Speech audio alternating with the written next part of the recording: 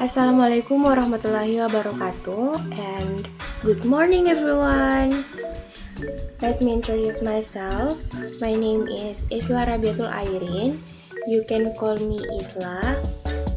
I am a student at University of West Sulawesi or Universitas Sulawesi Barat. Now I'm the 6th semester. Okay, in this time, I wanna explain about using by and with.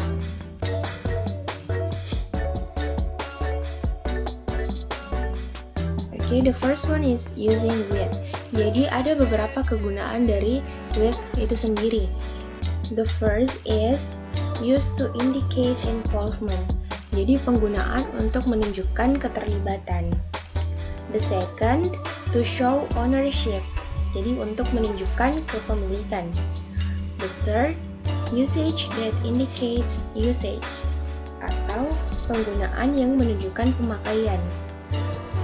Next is as an expression of feelings, jadi sebagai ungkapan perasaan. And the last is to show approval, atau untuk menunjukkan persetujuan. Nah, using by. Jadi ada 3 kegunaan dari by itu sendiri. The first, shows close range. Jadi yang pertama itu adalah untuk menunjukkan jarak dekat. The second, for passive form atau untuk membentuk kalimat pasif. And the last is to show action with a specific purpose. Jadi untuk menunjukkan aksi dengan tujuan tertentu. Okay, next is the first is using with. Jadi yang pertama saya akan menjelaskan kelima kegunaan dari with itu sendiri. Okay, the first is used to indicate involvement. Jadi penggunaan untuk menunjukkan keterlibatan. This usage sums up with a noun involved in the context of the verb in the sentence. Jadi penggunaan ini merangkaikan with dengan sebuah kata benda yang terlibat dalam konteks kata kerja di kalimat. For example, he is fixing the car with his friend in the garage. The second, I'll go climb a mountain with my friends next month. Next, the second uses is used to indicate ownership. Jadi untuk menunjukkan kepemilikan. Usage with is usually followed by the word of object belonging. Jadi penggunaan with di sini biasanya diikuti dengan kata kepemilikan objek. For example, wow, your hat is matching nicely with your shirt. The second, push yourself with your spirit and you will become a champion.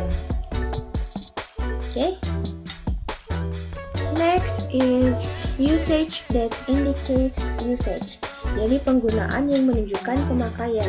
Nah, tadi kepemilikan, sekarang pemakaian. A device that combines with a noun with the context of the use of the object. Jadi penggunaan ini mengkombinasikan with dengan kata benda dengan konteks pemakaian penggunaan benda tersebut. For example, sebagai contoh, yang pertama, I really like an ice cream with chocolate chips on the top.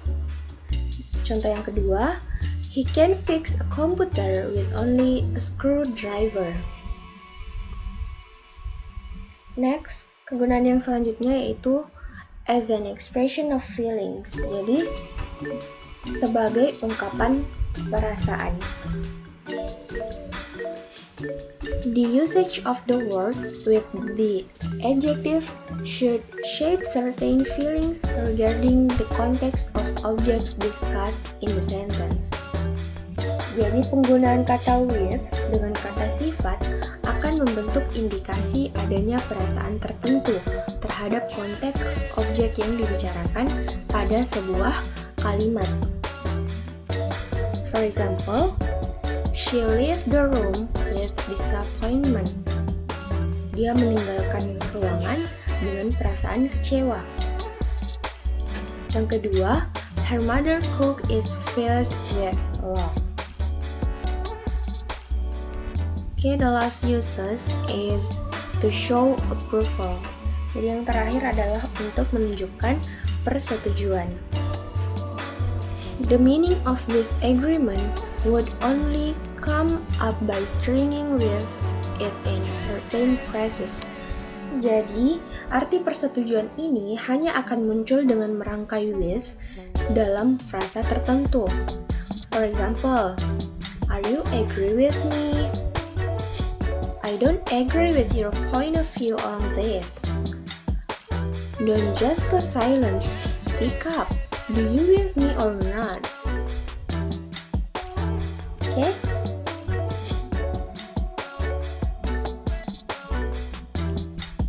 Next is using by. Jadi di sini saya akan menjelaskan ketiga kegunaan dari by it sendiri.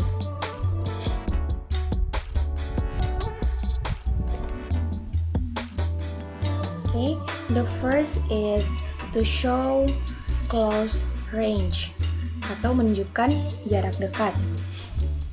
By in this context is used to indicate the area around which is nearby. Jadi by dalam konteks ini digunakan untuk mengindikasi area sekitar yang dekat. For example, her workplace is by the station. The second, can I sit by your chair? And the last, please stand by me. Okay, the second uses is for passive form. Jadi untuk membentuk kalimat pasif. In converting active sentences into passive ones, we should add to indicate the subject used earlier in active sentences. Oke, dalam mengubah kalimat aktif menjadi pasif, terkadang kita harus menambahkan untuk mengindikasi subjek yang sebelumnya yang digunakan pada kalimat aktif. Contoh, Lily is shocked by the children's behavior. Contoh yang kedua, my car has been fixed by their shop from last Sunday. Oke, yang terakhir, kegunaan yang terakhir yaitu to show action with a specific purpose. Jadi untuk menunjukkan aksi dengan tujuan tertentu. For this use, it should be in front of the ing verb.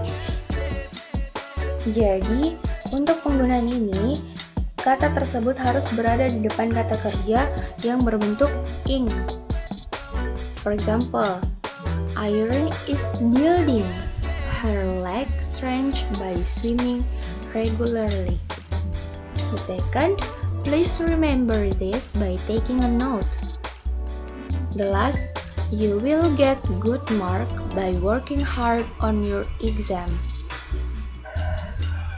Okay, I think it's enough from me. Thank you for your nice attention. If you have a question, you may ask in the comment. Okay, have a nice day. See you on the next video. Wassalamualaikum warahmatullahi wabarakatuh. Bye-bye.